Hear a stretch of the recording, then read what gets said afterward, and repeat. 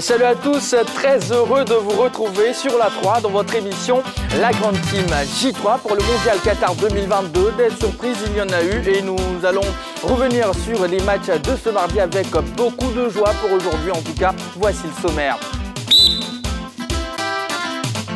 Ce soir, dans la Grande Team, LGT News, Focus, Débrief, Ligue 2, 10e journée en retard. Entre Wayne Rooney et Cristiano Ronaldo, ce n'est plus le parfait amour. On évoque le sujet en actu. Qatar 2022 au quotidien. Notre nouvelle rubrique tout au long de ce mondial vous donnera de plus amples informations sur la fête du football. Bonne soirée sur la 3 avec JB et son équipe.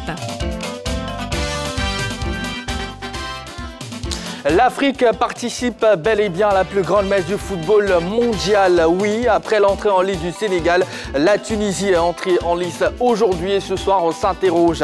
Notre question LGT est la suivante. Après la performance de son deuxième représentant, la Tunisie, l'Afrique a-t-elle des chances dans ce mondial? Oui, c'est notre question LGT. Je reprends pour celles et ceux qui n'ont pas pu prendre note. Après la performance de son deuxième représentant, la Tunisie, l'Afrique a-t-elle des chances dans ce mondial? On en parle ce soir, plus 225 27 21 59 93 99 et vous pouvez nous laisser plein de messages via la page Facebook officielle de la 3. Des news de la planète sport, c'est dans LGT News.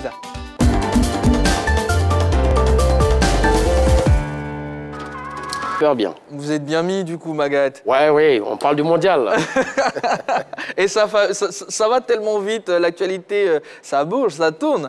Exactement, oui. Il y a beaucoup de choses à dire ce soir. D'accord. Mais déjà, on va commencer avec cette information. Le club anglais Manchester United a annoncé le départ du joueur portugais Cristiano Ronaldo. Il y a quelques minutes, un départ décidé d'un commun accord avec effet immédiat. Nous allons revenir sur cette information dans cette émission. Pour l'instant, on part pour notre focus.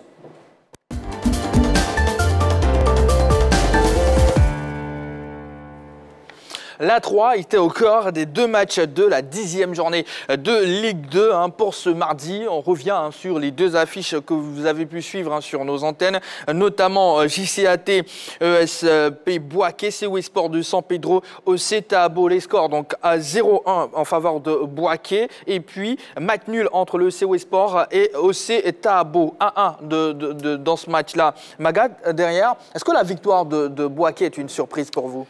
Bon, oui et non. Oui, parce que c'est une équipe également qui était dans la profondeur du classement. Cette formation de l'Espérance sportive de Boaké. Non, parce que l'équipe de la JCA n'est plus cette équipe-là qu'on a connue en début de championnat, qui est une équipe qui avait vraiment du coffre, avec du beau jeu également, avec des garçons comme Django Nebi également, mais qui au fur et à mesure que le championnat avance a commencé à s'estomper un peu, un temps soit peu. Donc oui, on a retrouvé deux équipes qui étaient à la recherche de leurs repères et voilà, l'équipe la plus à droite au but a marqué parce que il faut rappeler qu'en première période, c'était un match insipide, sans saveur.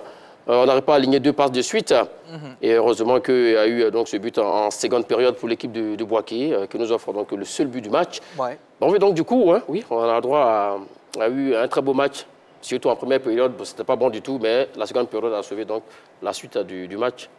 Alors, Martial, derrière cette équipe de la JCAT a été longtemps annoncée comme potentiel candidat à la montée en Ligue 1, mais ça ne vient pas depuis. Est-ce que vous pensez que les hommes de Maître Adou ont encore la capacité de remonter? Bon, moi, je pense que tout est lié à la préparation du début de saison et surtout à la qualité de l'effectif. Parce que quand on veut jouer quand même une place du haut du tableau, il faut avoir un effectif assez riche, interchangeable et avoir un banc de touche très profond. Mais je ne crois pas que ce soit le cas de la JCAT.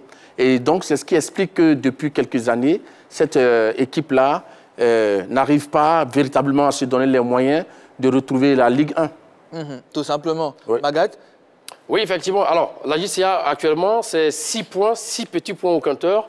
Et avec cette défaite-là, la JCA occupe la 12e place au classement, donc la zone rouge.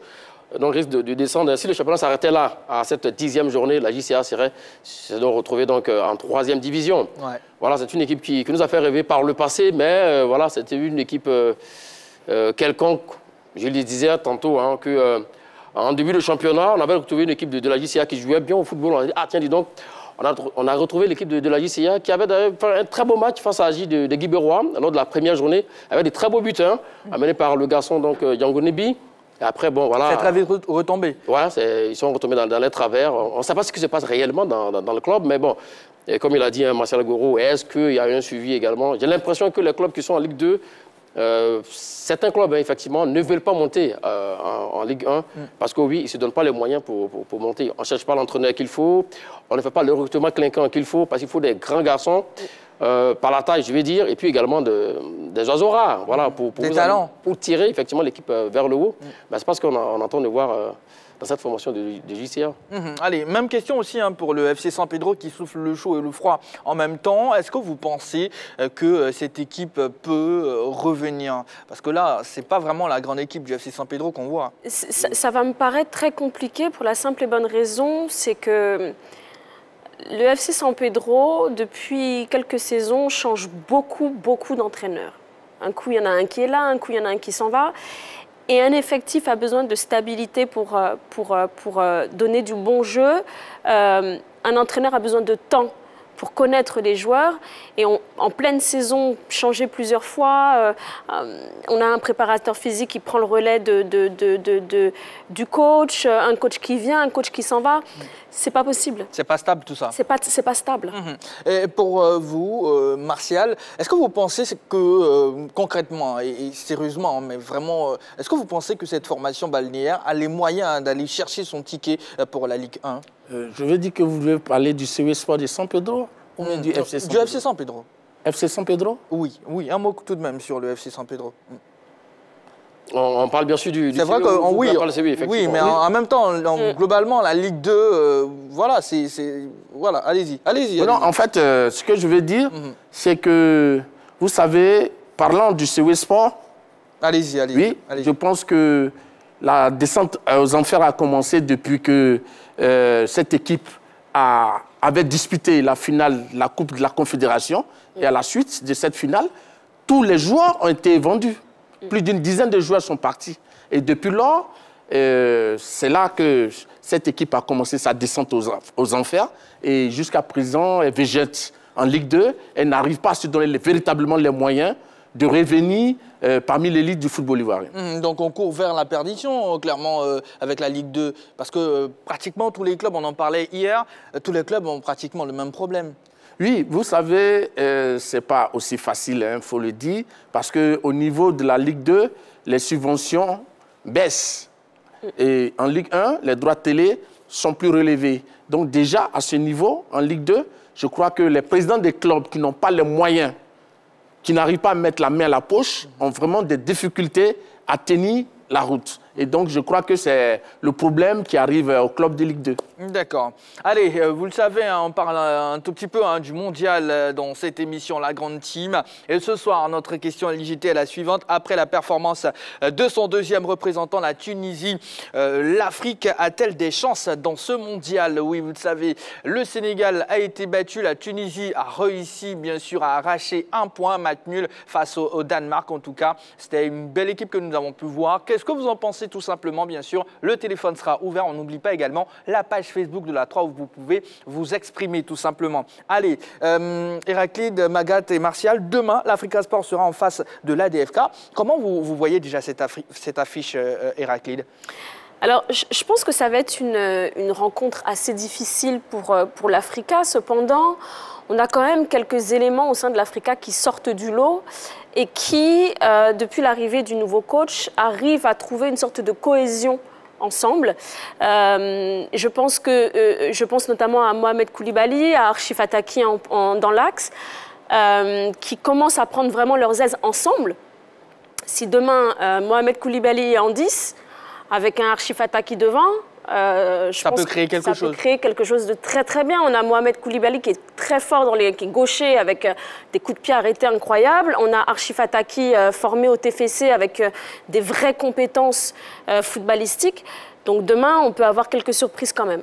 Magat Fataki, qui est congolais, si je ne me trompe pas. Congolais, d'origine française. Qui nous a marqué un but de haut niveau, effectivement, dans cette Ligue 2. On rentre dans la tribune, on se posait la question, mais d'où est-ce qu'il vient, ce joueur-là? Oui, effectivement, il avait marqué un but magnifique. Ouais. Un joueur, pas pour enlever de la qualité à nos joueurs ici également, hein. Il faut laisser sa cheville sur la pelouse. Mais tu sens très bien que c'est un joueur de haut niveau. Et Koulibaly Mohamed, qu'on appelle le Messi, côté Africa Sport d'Abidjan, parce qu'il a une patte gauche incroyable, qui marque aussi des coups francs de renom. Alors oui, ce match face à la DFK demain, alors un brin d'espoir pour l'Africa Sport d'Abidjan, qui est classé 4e actuellement au niveau donc, de la Ligue 2, et avec 13 points seulement. Points, oui, donc en 4 victoires, ça fait 16 points. Et l'équipe qui mène donc, le bal dans cette poule B de l'Africa Sport d'Abidjan, c'est 20 points. Voilà, Zoma FC. Donc si vous gagnez demain, vous avez 16 points. Vous avez quoi 4 points, 4 unités donc, du leader. Donc oui, vous avez là un espoir de revenir. Mais ce sera difficile hein, face à une formation donc, de ADFK. Voilà, on a le coup franc donc, en visuel merci donc, au réalisateur. Effectivement, alors, c'est une équipe de l'Africa qui alterne le bon et le moins bon. Dans un match, l'Africa peut vous planter 1 ou 2 buts. Et puis après, maintenant, dans les 10 dernières minutes également, prendre 2 buts. Ça aussi qu'il faut voir. Sinon, bon, voilà, Fataki également, il n'est plus à présenter. Si on trouve une équipe avec une cohérence de jeu magnifique, oui, l'Africa peut gagner ce match et puis bon, se replacer pour la course donc, à la montée. Allez, derrière, Martial, l'équipe aussi a le souci hein, d'enchaîner. Après 2 victoires, on a eu un nul. Donc ça cale tout de suite hein, les ambitions, mais il y a encore de la place, n'est-ce pas? Bon, moi, personnellement... Vous n'êtes pas convaincu, vous n'êtes pas optimiste? Personnellement, je pense que... Mais allez, mathématiquement, c'est possible. Mais l'équipe de l'Africa est inconstante. Elle est irrégulière. Elle a des résultats en dents de scie. Donc, par rapport à une telle équipe, on ne sait pas de quoi demain sera fait.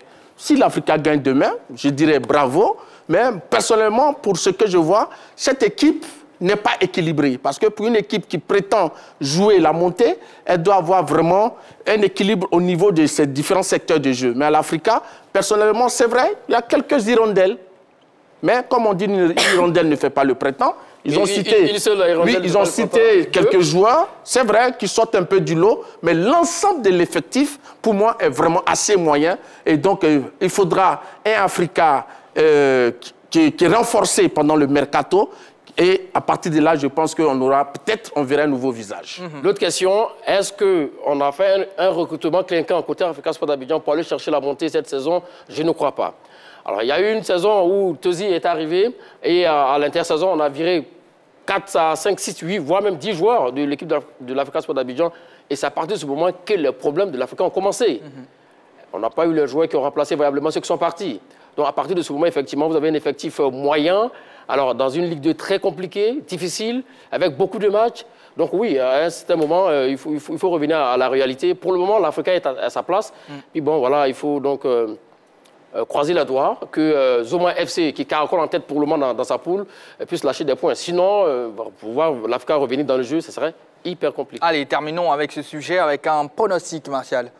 Bon, moi, personnellement, je pense, comme je l'ai dit, l'effectif de l'Africa que j'ai vu évoluer depuis le début de cette saison ne me rassure pas. Donc, personnellement, je pense match nul. Match nul, Magath? Oui, genre, une victoire pour l'Afrique quand même. Pour le voir revenir donc, à 4 longueurs de Zoma FC, donc je dirais oui, 2-1. Parce que l'Africa, les clean sheets, c'est pas un secret pour l'Africa. Héraclide? J'allais dire 2-1 aussi, avec 2 beaux buts de Fataki et de Koulibaly. Oh, oui, ça me surprend pas. Ouais. Allez, en tout cas, bonne chance aux 2 équipes. Hein. Et voilà, la Ligue 2, vous le savez, vous pouvez suivre la Ligue 2 sur la 3, la chaîne qui offre toujours 3 points plus. On va marquer une courte pause, on revient juste après. Et le cas Cristiano Ronaldo sera dans notre viseur. Allez, vous êtes sur la 3, vous suivez votre émission La Grande Team et le programme pour celles et ceux qui viennent d'arriver. C'est du lundi au vendredi de 20h30 à 22h. Sur ce, on passe à notre actu de ce soir.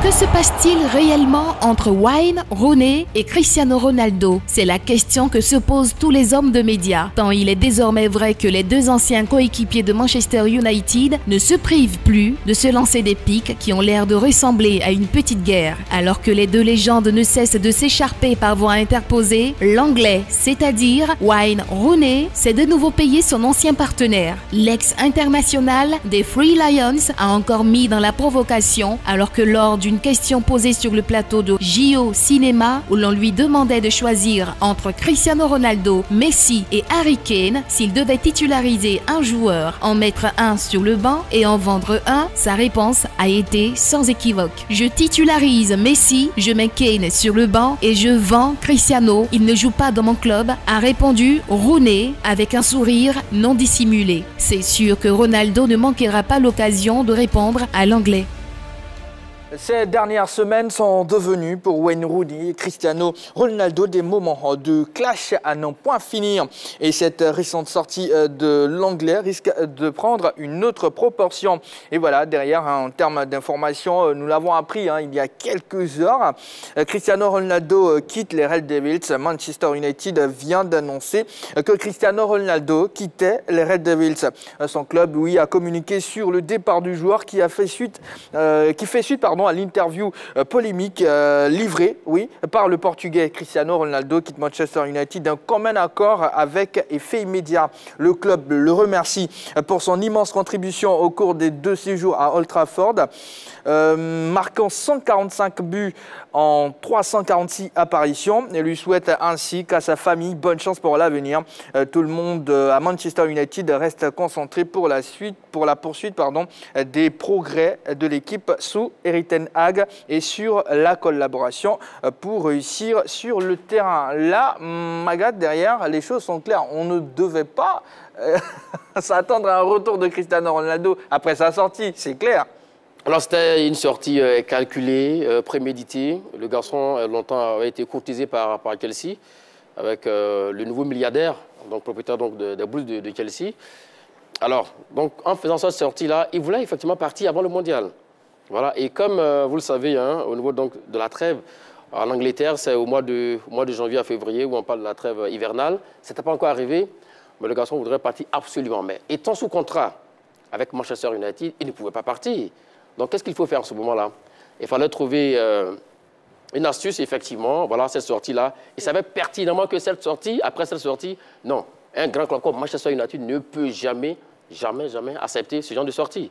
Donc, oui, on a dû donc mettre fin à son contrat d'un commun accord entre les deux parties. Et puis, bon, voilà, vous allez le voir, même étant au mondial, mais il va signer chez la Blues de Chelsea. Dans un autre club. Et voilà. C'est sûr.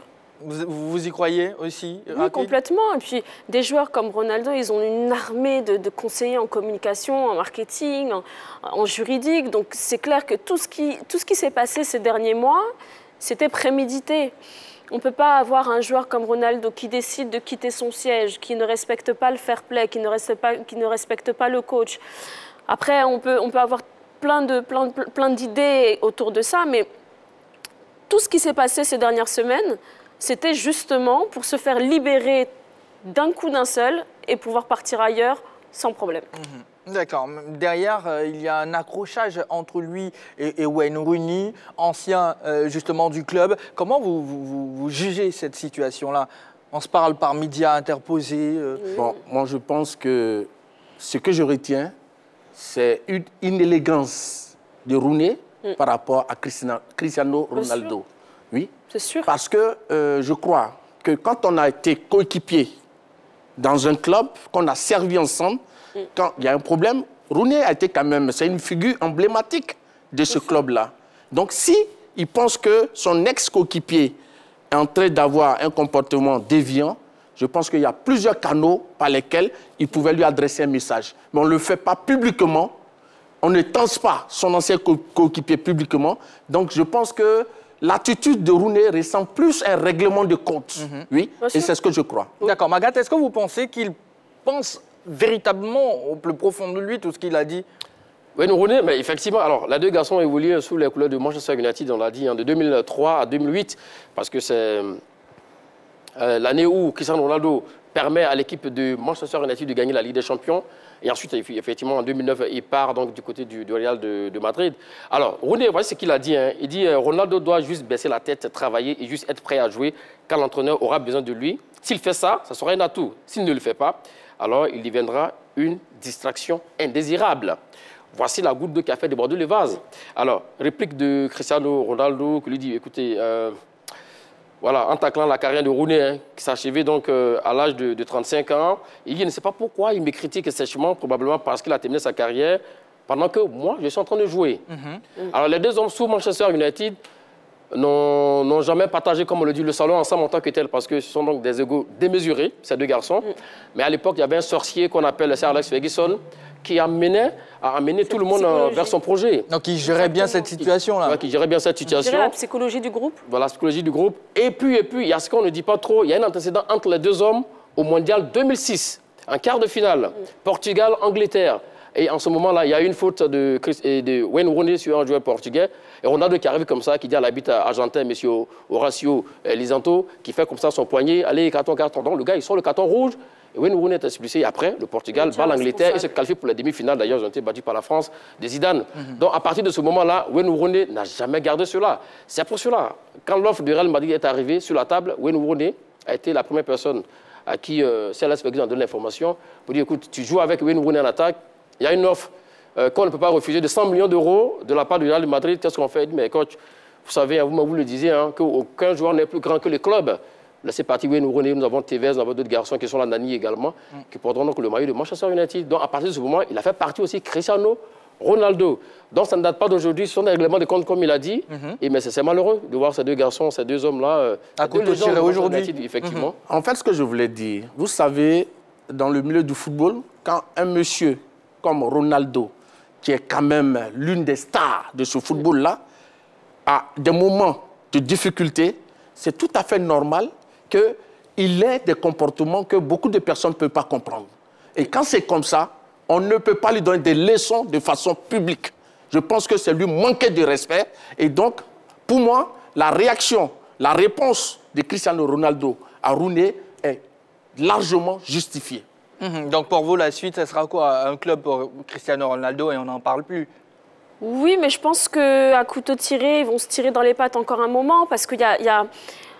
Le joueur de football est égocentrique, déjà de base. Ils ont toujours besoin de montrer « je suis le premier, je suis avant ». Là, c'est une guerre interne, ça fait longtemps que ça dure.